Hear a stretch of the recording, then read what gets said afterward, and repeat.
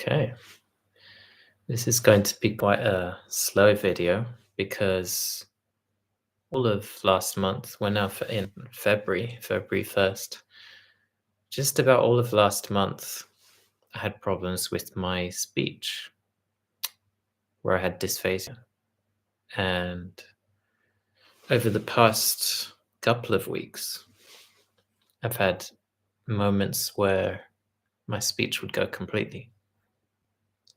And I was thinking, why is this happening? And I have to speak very slowly now to get my words out. I'm recovering, which is encouraging. See, I'm losing words as well. So for me, it's two areas of my brain that are affected. Either side of the parietal lobe, there's a frontal area, and there's an anterior area and there's a posterior area. And there are two different regions in the brain that have two slight different functions relating to that connection with how you then make words and speak. One is more like affecting how you form sentences. Can't remember which one is. I think it's the one closer to the front. I wrote about this recently, but I can't remember what the names are. And that area at the front is more, I think, to do with when you can't think of those words. And it's usually bridging words. So it might be a verb or, yeah, it's usually a verb, some type of linking word, some type of action. And the other region in the brain which works with that involving speech is more sounding out the words. And with that, I have this interesting phenomena whereby if I speak for too long, the submandibular organs there on either side. I think you've got three. You've got one there, you've got two there, and then you've got two there as well. But it's those ones underneath that if you have any kind of infection or any kind of inflammatory assault to your system that affects your facial nerves and your speech like that, they can become almost like swollen, but I don't want to say swollen because it's a strange sensation. It's more like a tingling. And then that can just cause this aphasia where the speech completely goes. And I do get kind of, I actually have it now, but on a low level. So my task now is to keep improving with that. And I think there is some gut involvement because I've noticed a benefit with fasting.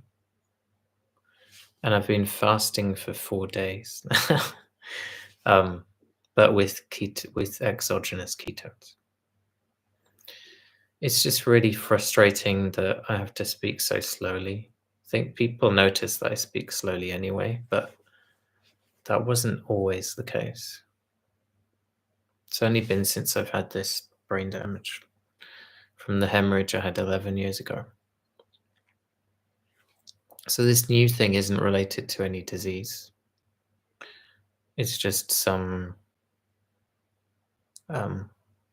well, it started, it's because I've had loads of tests. I know it's not like a cancer thing, but it started in, I think, late November, and then got worse again, got a bit better, and it got worse again just before Christmas. And then I thought, it's not too much of an issue. It's going to get better. And then it gradually got worse. And I made the stupid mistake of pushing myself with exercise and cold immersion, which, yeah, that can be a good thing. But if you have any kind of warning sign like that, adding extra stress is not good. So for the whole of January, well, after New Year's, and after New Year's and doing too much exercise, it wasn't even crazy exercise. It was just shouldn't have done any, and I pushed myself, and I pushed myself with the cold showers and stuff. You can get too much of a good thing, and in my case, it's kind of like a short circuit. My speech completely went. But I've noticed some improvements with the fasting, and I've got more tests coming up. I think the tests I've had so far have been quite revealing. Interestingly, everything's normal apart from a couple of markers.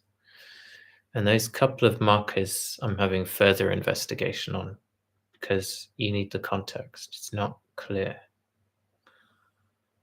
And yeah, everything else is really good. I thought the issue might even be vitamin D related, but my vitamin D is actually quite high. Makes no sense. But yeah, I'm taking different exogenous ketones to try and help. I'm taking ketone salts at the moment, which exogenous ketones are interesting because they come in different forms. You have the salts and you've got the esters. And the salts can come in, it's usually both an L form and a D form, but one is more beneficial than the other for the brain. You still get benefit from both, but there's more known about. Can't remember which one it is, but there's more known about one than the other. I have it written down, and I have lots of diaries of when I've been in similar situations years ago, when I didn't have any speech for a long time, and this used to happen all the time, but it didn't happen every day like it is now. So something's changed. And I do feel like it's a gut thing because I can feel there's a difference. And I have this fatigue that comes with it. And if I try and eat something, it gets worse. But then if I'm fasting, it gets better. And what was I going to say? See, I keep forgetting things. It's not really forgetting. I'm not like, my memory's really good. It's more word finding. So it's not like a memory issue. Imagine if I was on anti-epileptic drugs, this would be like 1,000 times worse because that's what I experienced when I was on them. That's no good. But I want to get back to exercise soon. It's really frustrating not being able to do that. And I'm trying to optimize my sleep.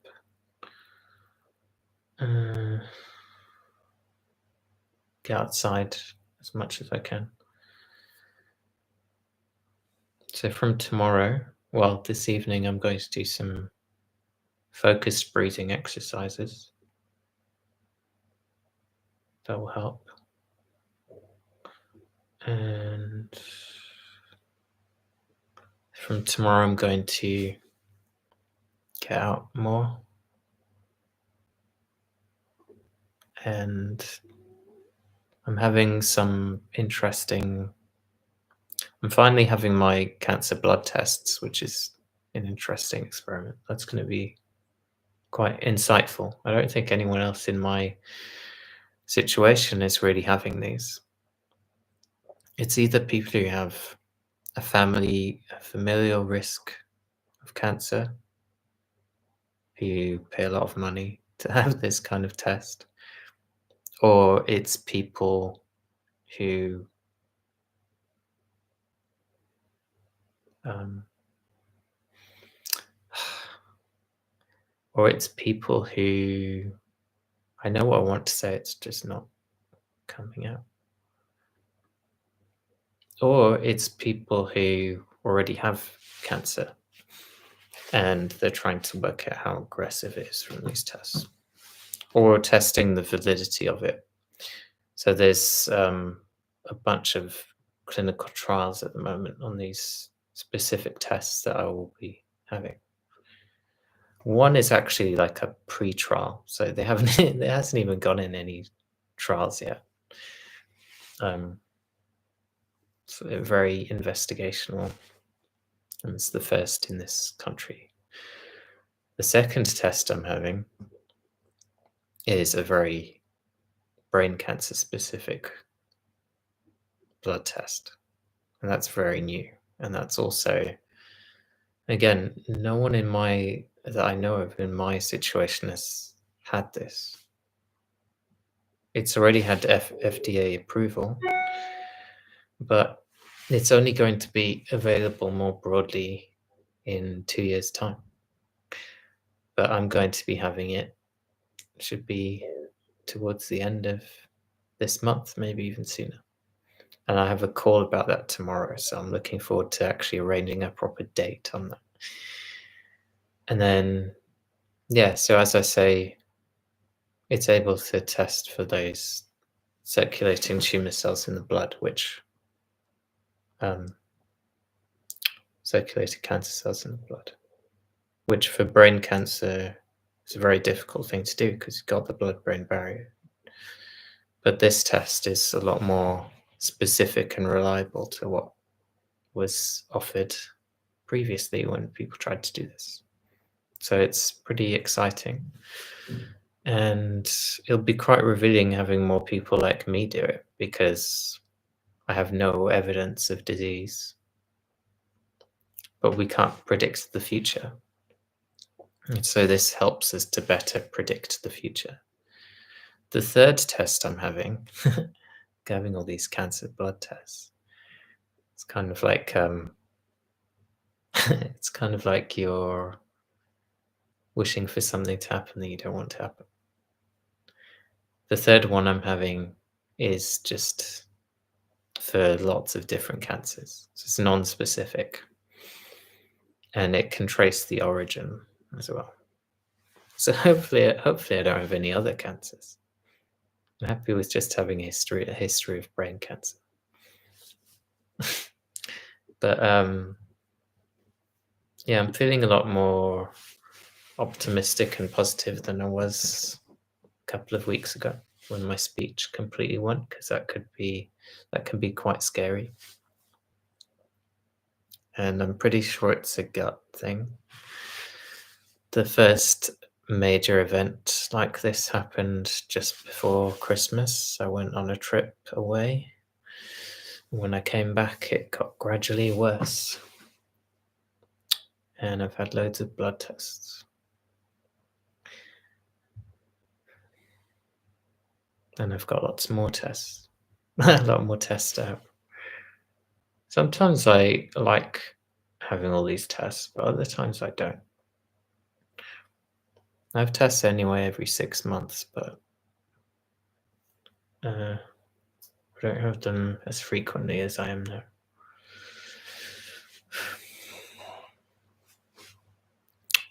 But I'm looking forward to having answers. I've had some issues with numbness and tingling and hemiplegic migraines, which feels like you're having a stroke. It's pretty scary. Thankfully, I haven't had one of those since just before Christmas. But that one was pretty scary. And I have a new diagnosis because I spoke to a neurologist about this.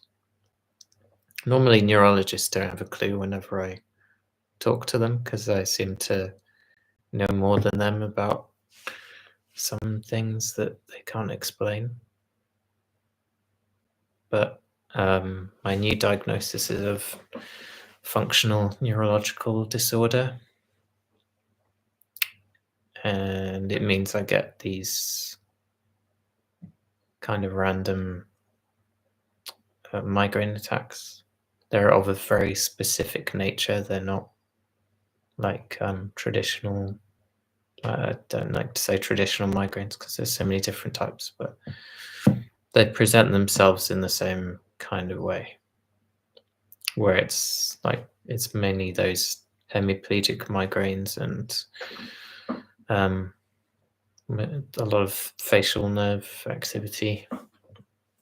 I can get trigeminal neuralgia, but all these things tend to happen if I get a cold, some type of infection, or if I'm exposed to something, or if I have some gut disturbance, which is why I think, having ruled out a lot of these things, I think that's what this is.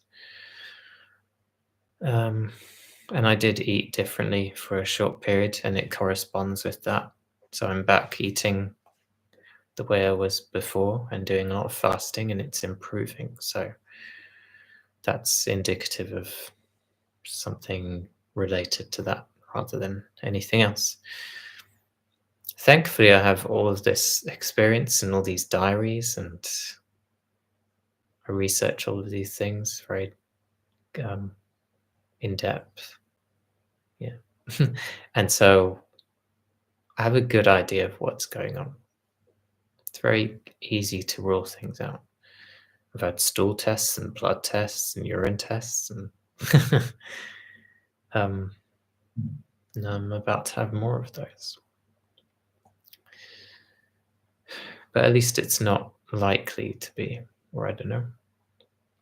I don't think it's going to be anything cancer related.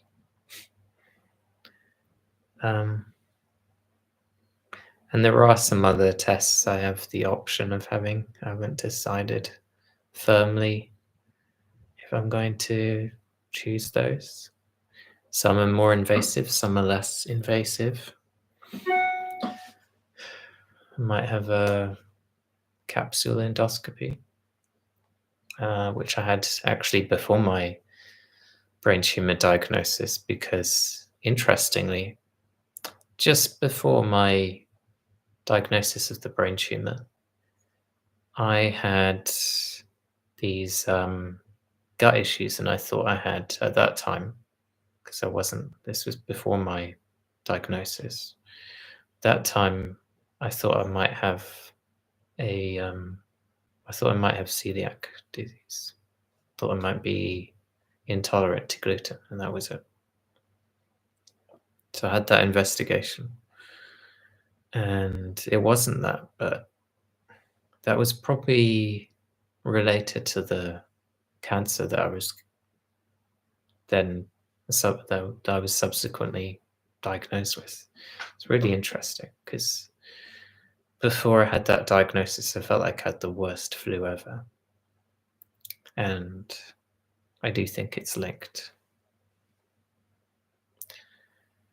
So yeah, I'll do my breathing exercises later. Taking things slow. I was definitely under stress as well, so removing that, not getting stressed. And towards the end of next month, I'm actually speaking at a talk. I don't know if I'd call it a conference. It's kind of like a mini conference, and I'm looking forward to that. But I need to sort myself out. I need to sort this out because I look like a scruff. Need to get back to exercise, sort my gut out. From these experiences, you have this kind of dip, but then I find whenever I overcome them, I come back much stronger and stronger willed, and also stronger in terms of my physical and mental health. So it's something to look forward to. I feel like feel like I'm coming out of that dip, that trough, that you know, that also that negativity that I've been harboring. Because one of my issues is that I keep everything in, and yeah, there's a lot of repressed, um, not anger, but frustration, sometimes sadness. But I feel like I'm on the way out now. And it's nice to be able to share that. I can look back on this video and I can see how far I've come. Because last year I achieved a huge amount in terms of fitness goals and general health goals. And it's only that wobble at the very end of the year where this has happened. But just before then, I felt so good. And I want to get that back. I'm sure I will, but it's going to take time. I have to be patient with myself. That some submandibular area there, I can feel it now. It's good to be intuitive and to think, okay, what's happening there? How can I resolve the issue? And the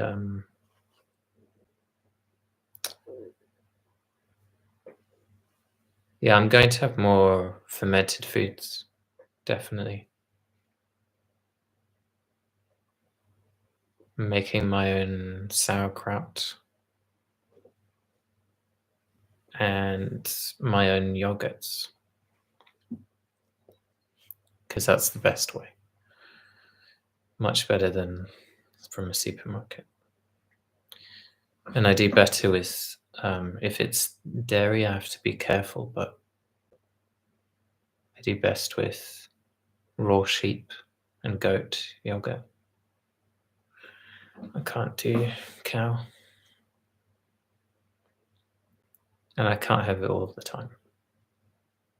And I think the calcium helps as well, because that's important for nerve conduction and also for muscle contraction. So interestingly, with the damage I have in my brain, if I flex this arm, the contraction of my bicep on this side causes a tingling sensation in my face. But if my tolerance is high, the intensity of that reaction is lessened. And I don't know if that's to do with calcium status or something else, but I think it's a factor. My tolerance to exercise and stress and focusing on words was massively improved towards the end of last year, to the point where I didn't really have to think about it too much. And my speech was much less labored. I could speak faster. I could run faster for longer.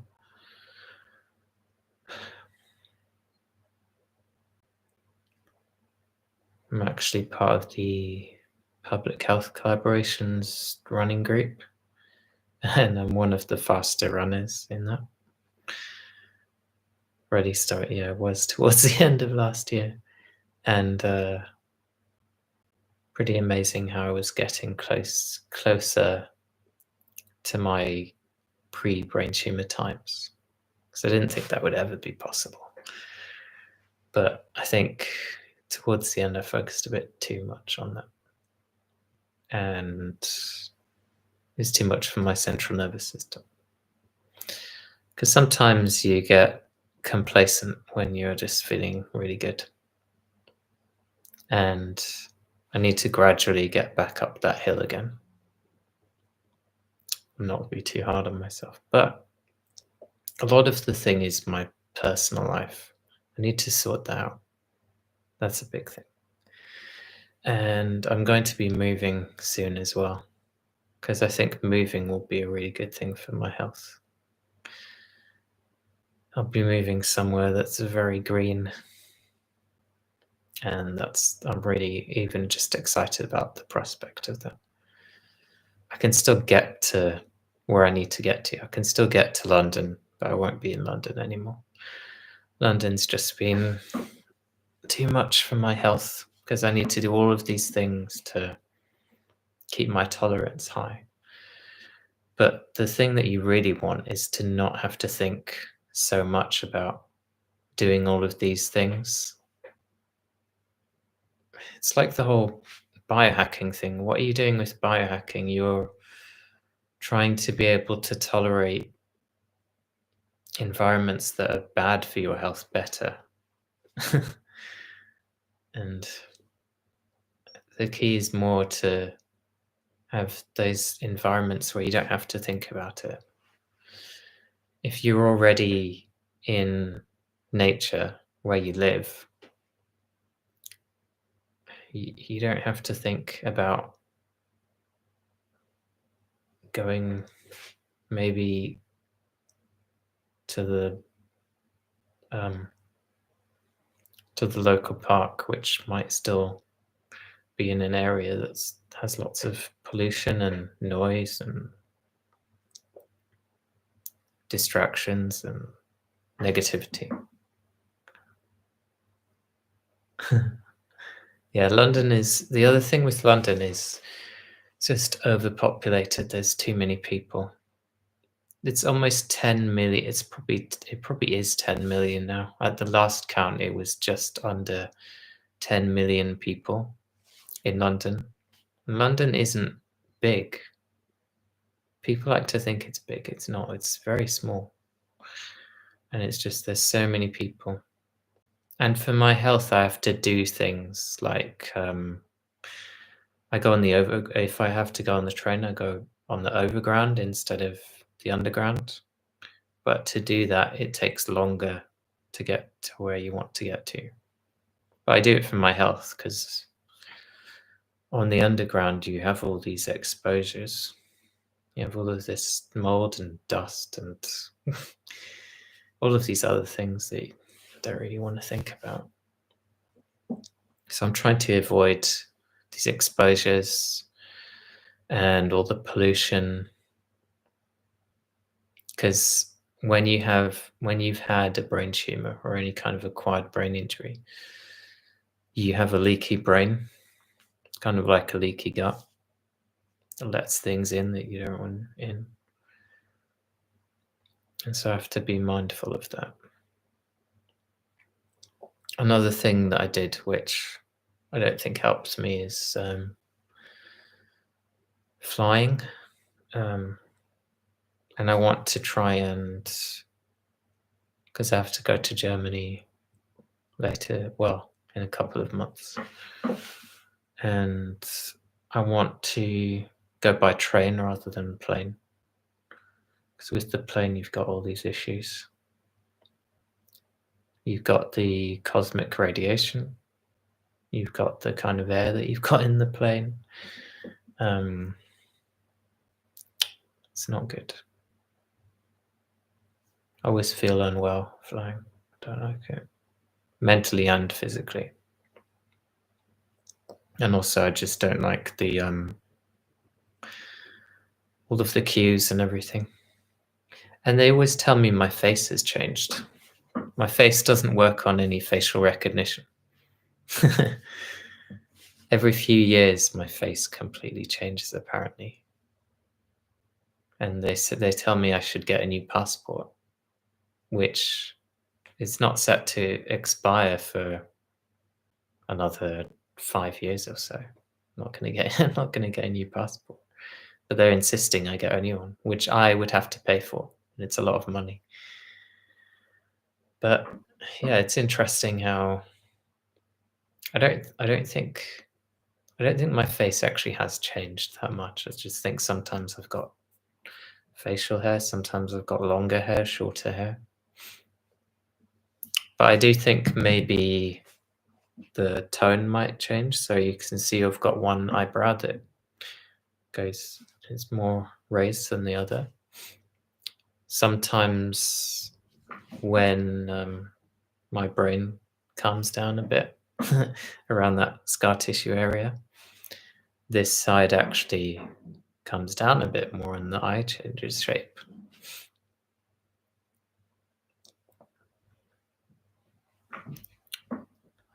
Yeah, I've been wondering about some type of virus or parasite.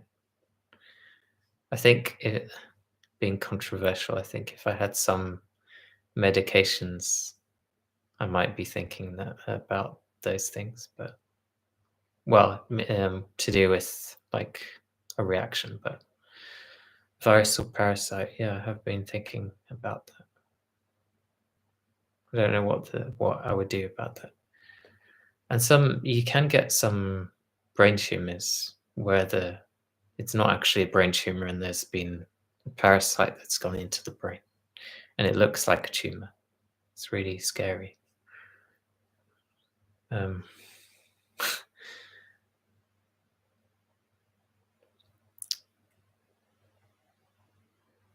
I would also be thinking about some type of heavy metal toxicity because I do eat a lot of fish, but every time in the past that I've tested for that, it hasn't been an issue.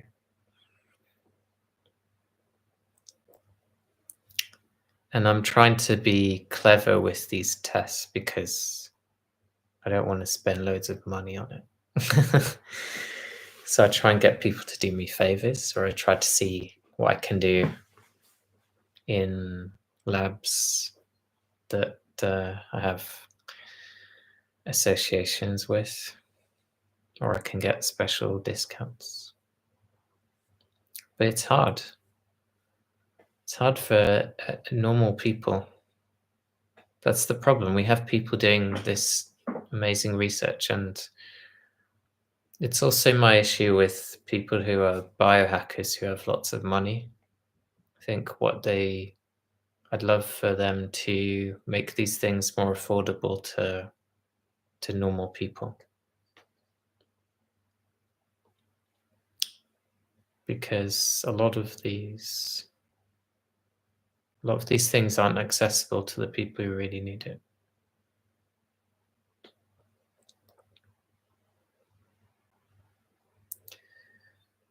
And I think relating to trauma, that's really affected me, just having friends who've died and not done well. And I have a real empathy for people who aren't in privileged positions, who can't afford a lot of these things. And often those people are just incredibly warm, generous, compassionate people. I find also that this kind of disease seems to affect people like that more. People who do a lot for others and maybe sometimes neglect themselves. They sacrifice things for others. My mum was definitely like that, and she initially developed esophageal cancer after I was diagnosed. There was no cancer in my family before that. It's quite common her cancer was also triggered by a medication she was taking, but that's a whole different story. But it's not uncommon to have this kind of thing where one person gets diagnosed with disease or cancer in this case, and then someone else in the family gets it. That's actually very common, and it's often a parent. And I think stress is a big thing with that. I also find with London, even though there's so many people, it can be quite lonely. because we live in a society now that's very me, me, me, and I think that's sad because I think community is really important. That's why I missed my running. I haven't been part of my running group for, well, for the whole of January almost. Because it's the community, it's not about the running. It's like when epidemiologists look at all of these blue zones and they have these ideas about diet. So much of it is about the communities and about how they are socially and being in the sunshine and being active in their daily lives through low level activity, just constant low level activity rather than just very stressful work.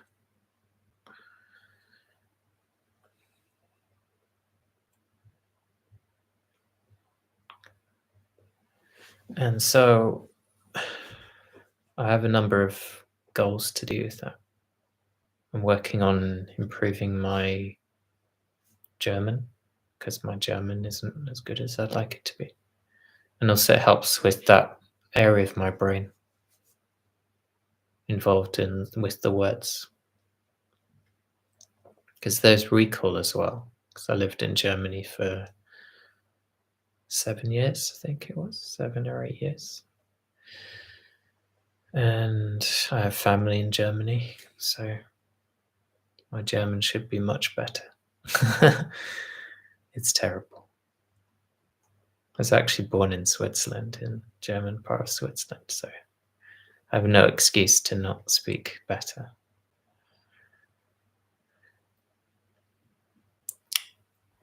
But yeah, I need to be more reflective in a positive way.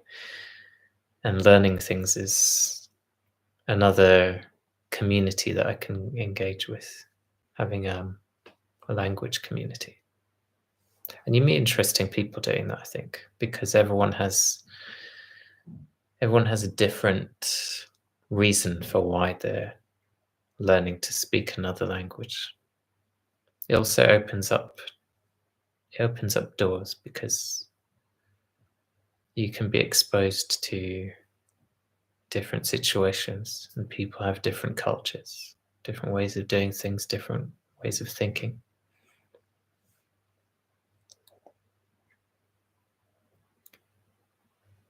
But often my difficulty in life is that I struggle to relate to people.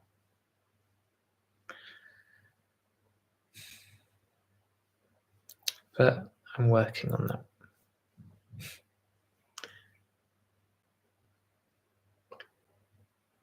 Stress is interesting because the things I was doing, which were positive stressors,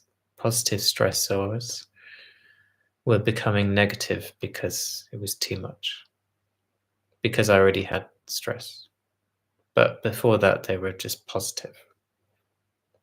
And I was building up my tolerance and I was feeling really good.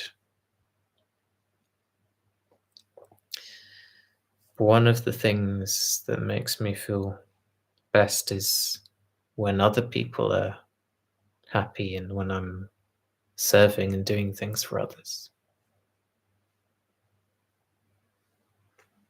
And so I'll be doing more of that. And yeah, that's where I am. I'm going to relax a bit more now. Got a busy day tomorrow. But I'm going to be out in nature as much as I can, do some grounding, talk to people. Can't be isolated on my own. I have to be social. Humans are social animals, even if you're an introvert. Yeah, sauna is good. That's a good shout. I think I should do that more. When I lived in Germany, we actually had a sauna in the home, and it wasn't an uncommon thing in that area of Germany. So many people had saunas, and here it's not a normal thing. That's one thing I miss. My dad has a sauna in his home.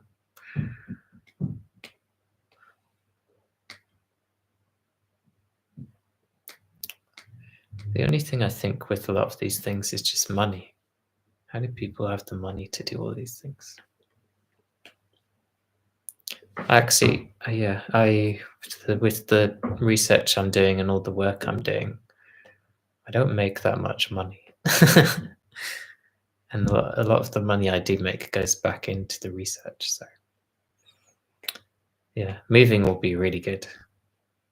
I'm excited about moving and establishing a community somewhere new, spending time in nature.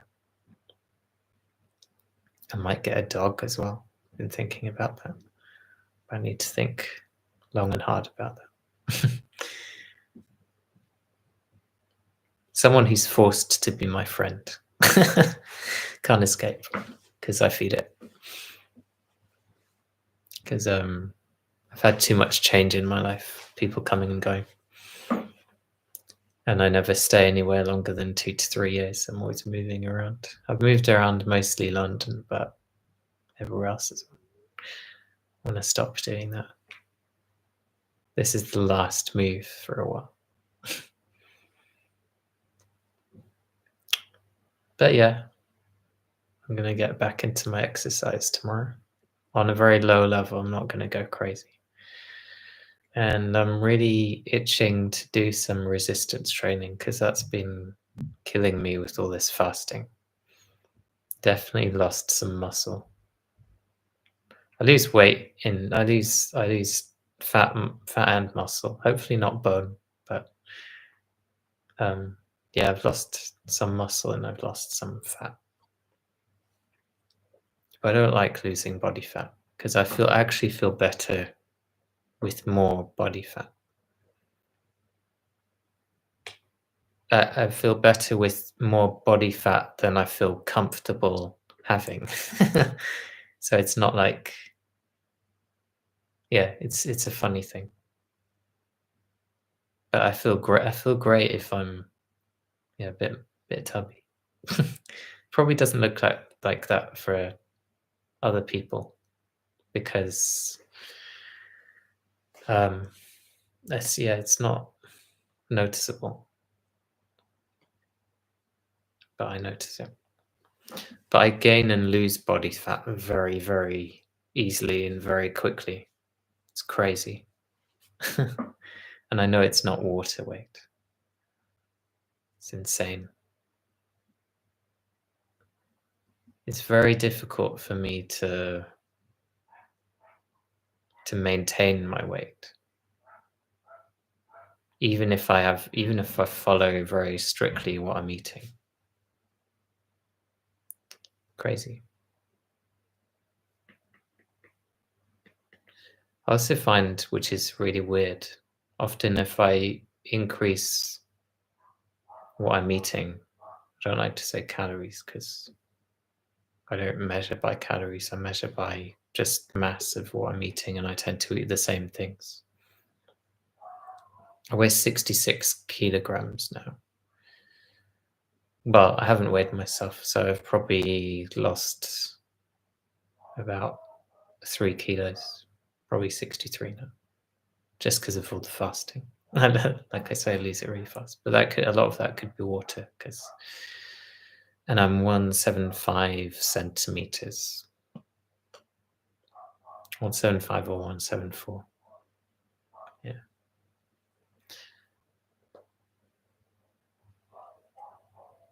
I've often wanted to do a body composition experiment, but I find if I try and increase my calories, if I try and increase my calories, I always end up losing weight.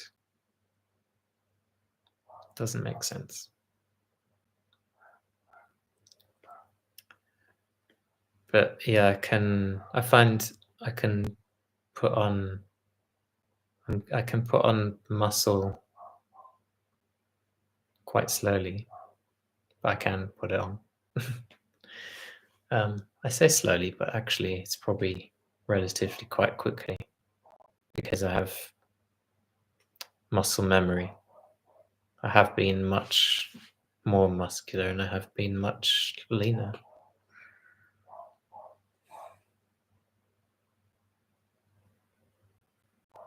I've been lots of different body types, body shapes, which I don't know if that's good or not.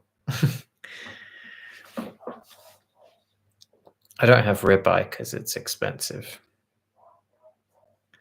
I have lamb heart, but also I don't just have the same kind of meat every day. I think variety is important. And also I don't like it if my ferritin levels get too high, which it can do if I'm just eating red meat all the time. I do have a lot of fish, eggs. I like wild boar as well, and I like duck.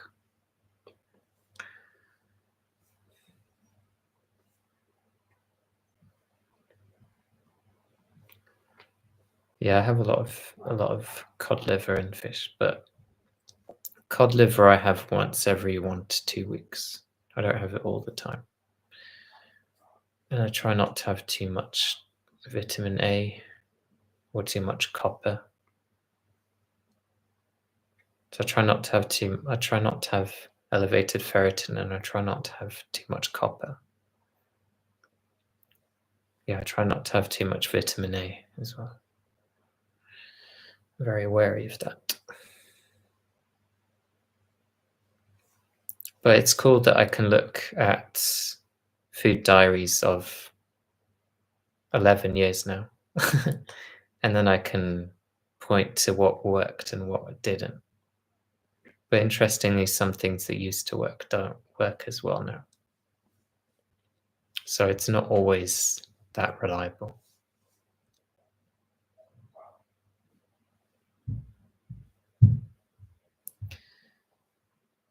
I'm going to head off now, but thanks for watching.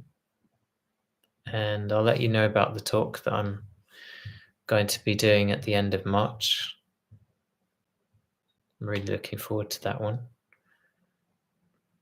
because I've changed quite a bit since my last talk that I did. That was with the public health collaboration.